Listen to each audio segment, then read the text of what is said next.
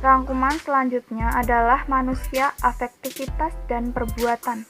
Afektivitas manusia adalah isi dari sebuah intuisi yang berupa sikap tindakan yang berkenaan dengan rasa takut atau cinta yang mempengaruhi keadaan, perasaan, dan emosi. Kebebasan menurut hakikat adalah penentuan yang datang dari diri sendiri.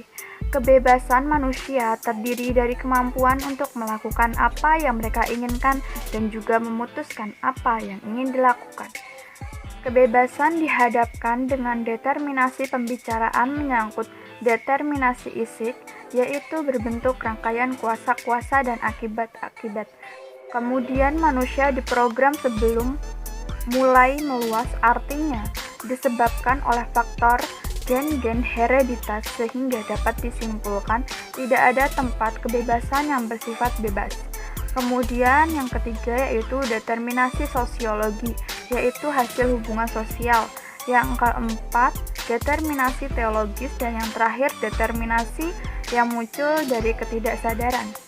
Kesadaran dalam Islam dari sudut pandang tasawuf, kebebasan adalah terbebasnya seseorang dari dominasi dan jebakan materi kebendaan.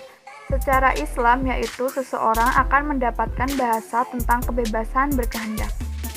Materi selanjutnya yaitu jati diri, hakikat, dan potensi manusia.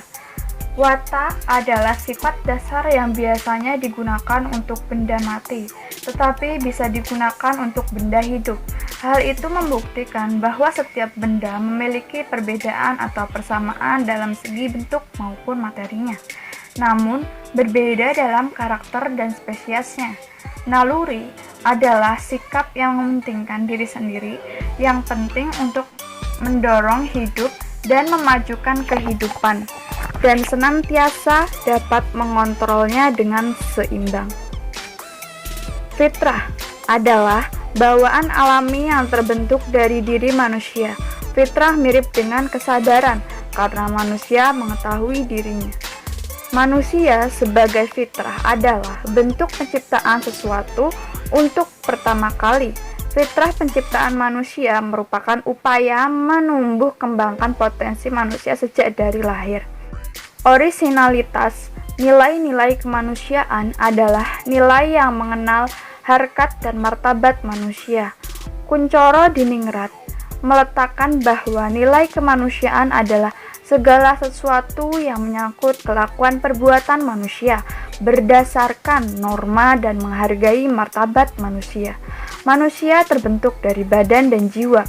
Manusia selalu berubah. Setiap manusia memiliki nafs yang berbeda. Ada nafs yang lebih dekat dengan roh dan ada juga nafs yang jauh dari roh. Selanjutnya saya akan beralih ke materi selanjutnya, yaitu manusia dan etos kerja.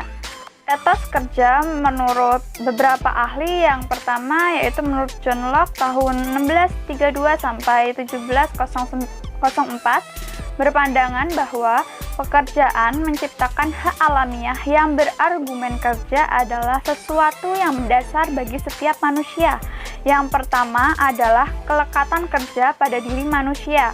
Yang kedua adalah perwujudan dari diri manusia, dan yang ketiga adalah kerja yang berkaitan dengan hidup. Yang kedua, Adam Smith tahun 1723 sampai 1890 berpandangan bahwa seluruh kebudayaan adalah hasil dari pekerjaan manusia, dan dia menggolongkan dua jenis pekerjaan, yaitu pekerjaan produktif dan pekerjaan yang tidak produktif. Yang ketiga adalah George Wilhelm Friedrich Hegel tahun 1770 sampai 1881 berpendapat bahwa pekerjaan merupakan sesuatu yang dinamis, yang berkembang dan menjadi sarana untuk menyadari diri melalui taraf-taraf dialektis.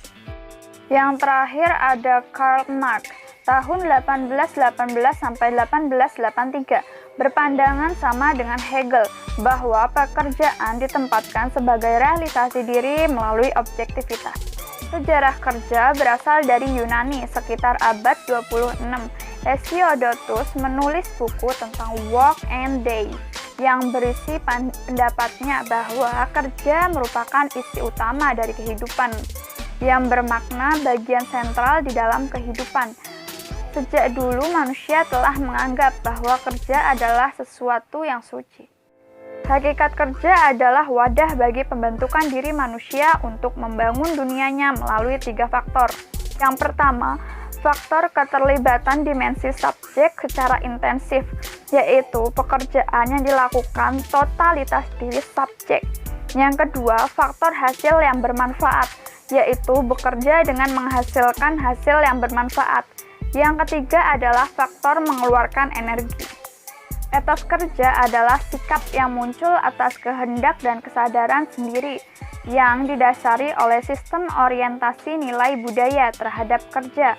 Beberapa hal yang penting yaitu yang pertama, orientasi ke masa depan, yang kedua, menghargai waktu, yang ketiga, tanggung jawab, yang keempat, hemat dan sederhana, dan yang terakhir, persaingan sehat. Perubahan cara pandang makna kerja terjadi pada masa Protestanisme dan dipengaruhi pada zaman industrialisasi. Max Weber, Protestanisme melihat bahwa pekerjaan sangat penting bagi kehidupan manusia. Industrialisasi merupakan perkembangan pertanian, pertambangan, transformasi, dan lain-lain yang sangat pesat. Dimensi kerja. Dimensi kerja ada 3. Yang pertama, dimensi sosial, dimensi personal, dan dimensi etis. Dimensi sosial adalah kerja tidak terlepas dari sosialisasi, sehingga kerja adalah sarana perwujudan dan kepedulian sesama pribadi kepada orang. Yang kedua, dimensi personal, yaitu melalui kerja manusia menunjukkan nilai kemanusiaannya. Dan yang ketiga, dimensi etis, yaitu menjadi landasan vital untuk mewujudkan dimensi personal dan dimensi sosial kerja. Sekian rangkuman materi dari saya. Wabillahi taufiq wal hidayah. Wassalamualaikum warahmatullahi wabarakatuh.